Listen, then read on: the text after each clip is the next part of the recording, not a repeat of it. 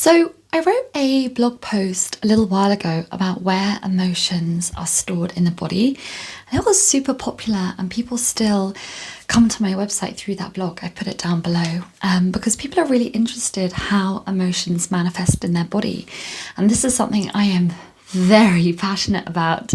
I am in my kinesiology treatment room, which is a therapy that I learnt way back in maybe 6 years ago.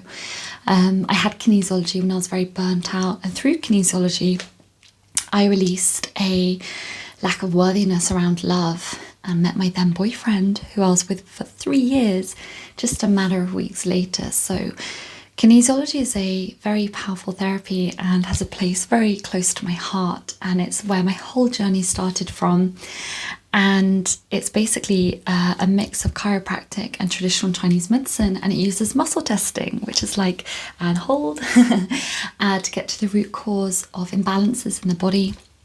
So people would come to me with symptoms, and I would be like, ooh, what are the emotions behind them? And we also look at nutritional deficiencies, energetic imbalances, and lymphatic work, as well as physical release and things like that. But the emotions were the thing that fascinated me the most, which is why I then went on to train in divine healing, which is my big passion, my big love now.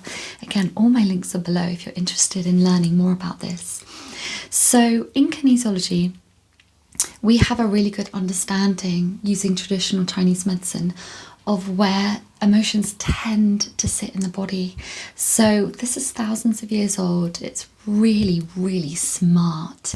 And it would always be spot on with my clients. The muscle testing would tell us.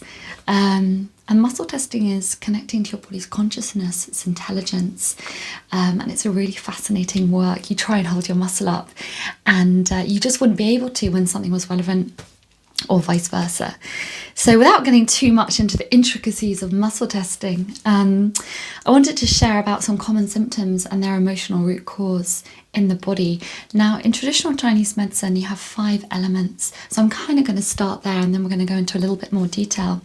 So the first is the fire element, and fire is all about the things that keep the engine going in the body. So it's your hormonal system, your stress system. It is your small intestine, which is where we hold joy, and our personal power center here. And the heart meridian. There was one more, I couldn't remember what it was. So that's the fire meridian, and then we go into, and that's all about joy and lack of joy, the heat and the fire of our life. Then we go into earth, and the earth element is to do with the spleen and the stomach. And people with deficiency in the earth element, or over efficiency, I don't think I said that right. Anyway, if there's problems in the spleen or the stomach and the earth element, then this is usually characterized around lack of self-worth and not being able to be seen, heard, validated, supported. And that's really linked to the immune system, the spleen.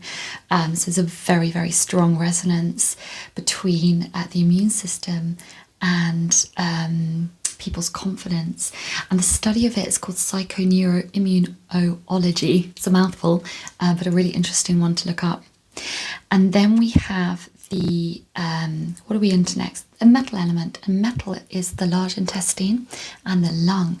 And metal is grief.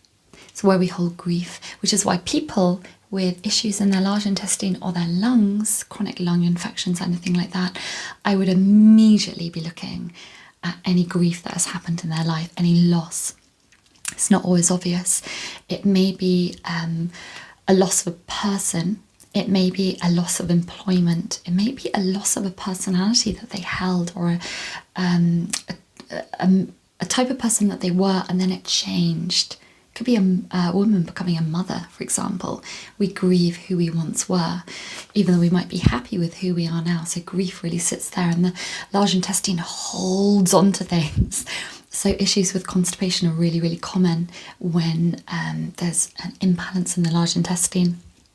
And then we come around and we have got the elements of water, which is the bladder and the kidney, which all controls the water systems in the body. And this is where fear sits. This is why little children wet the bed. bladder release, it's fear. It's why grown men or grown women could wet themselves in a state of fear. It's the body being like, don't need anything in the bladder, we're in survival mode, and push, comes out. So kidney infections, anything going on around chronic cystitis. I once had a kinesiology client who had chronic cystitis, and we traced it back to when it started, which is always the key. When did the symptoms start? And it was to do with a big move abroad that was really, really terrifying for her. And it had really lodged itself in her bladder. So a lot of fear and trauma release we had to do there. And then we come up into the final element, which is wood. And wood is to do with the liver and the gallbladder, which is where we store anger. Oh, I'm so liverish today. It's a really old-fashioned statement of like, oh, I'm so angry. But, you know, seeing red, stored anger, resentment, bitterness, it's all in the liver and gallbladder. So that's a really, really interesting one to explore if you've got any liver gallbladder issues. And I kind of just wanted to go through a couple of symptoms now of what I've experienced with people and what is the general experience. And one of the books that I get so much wonderful information from is from this beast. It's called Metaphysical Anatomy by Yvette Rose. And there's also Louise Hay's You Can Heal Your Life. She does a fantastic little booklet of common symptoms, their emotional root cause, and the affirmation to rebalance it. Sometimes it needs a little bit more work than an affirmation, being honest, but it's always a great place to start. So a couple of things that are really common that I've seen. I'm going to start with head. Headaches are often a sign of us wanting to control things. And remember, I'm not looking at any other symptom, any other root causes apart from emotion. So of course, digestion is going to be playing a role. What you're eating, how much you're eating, when you're eating, sleeping, rest, exercise, all of that plays a massive role. But just looking at the emotions, headaches, trying to control things, like trying to overthink things in your head, headaches. Migraines are often the body putting up a boundary when you are not able to. So this is like you are not able to say no to people. The body will be like, ping, here's a migraine, and I'm going to shut it down for you. So it's the body taking back control. It's like, I don't want to face that. Don't want to go there. I'm exhausted. Headaches and anything around the head is just like, needs a lot of release and a lot of relaxation. And then we have throat pain, anything to do with the throat, constant throat aches or throat infections. What are you not saying? What are you not speaking up? This is the throat chakra. It's very much about the power of using your voice. So if you have fives in your soul contract, little segue there, I've done lots of videos on soul contracts. The fives are all about speaking up and saying your truth. And they are my karma. So for a long time, saying the truth was terrifying for me. Still is, actually, to be honest. So that's throat pain. Okay, let's go down the body. Eye issues. What is it that you don't want to see? What is it that you're purposefully avoiding? What is it that you don't want to see because it makes you angry or it makes you upset? A sty in the eye. Oh, that's anger. So eyes are very much like, what are you avoiding? What are you not looking at? What do you not want to see? And then we've got chest and lungs. I've already spoken about the seat of grief. So this is all to do with holding on to sadness, and sadness can feel really, really heavy in this area. And then coming down, like bloating, and especially around the small intestine area, a lack of joy. Of course, it's a massive digestive element there, and I really recommend something like enzymes to help you break down the fats, proteins and carbs so it doesn't get so stuck in the small intestine from the stomach, and to chew and to slow down when you eat. That all really helps. But this is to do with lack of joy and not being in your personal power, which is your solar plexus here. And then we've got, the large intestine. So constipation, holding on to grief, holding on to anger, holding on to emotions that the body is really wanting to let go of. And then if you have diarrhea, that's normally fear leaving the body. And also another thing to note, when you have nausea, if you're healing, do any healing work and nausea comes up, that is normally trauma trying to leave the body. So I've often been really sensitive around like feeling really sick when I've been releasing stuff. So that's just nausea and trauma leaving. And then hips, knees and feet are all really interconnected. Hips are very much about not wanting to move forwards and not being flexible. Oh, and the neck, I forgot about the neck. The neck is a fantastic one. We're going to go straight back up there for a second. The neck. If you have neck pain, who is being a pain in your neck? This is such a great one. Who is being a right royal pain in your neck? And where are you being inflexible? Where are you not wanting to see other solutions or other circumstances or other opinions or perspectives? So neck is fluidity, letting the ego go gently and being more fluid and flexible. So yeah, hips not wanting to move forwards. Knees, now the ego normally resides heavily in the knees, and the knees are very much about I don't want to do it, stubbornness. Oh, the stubbornness sits in the knees.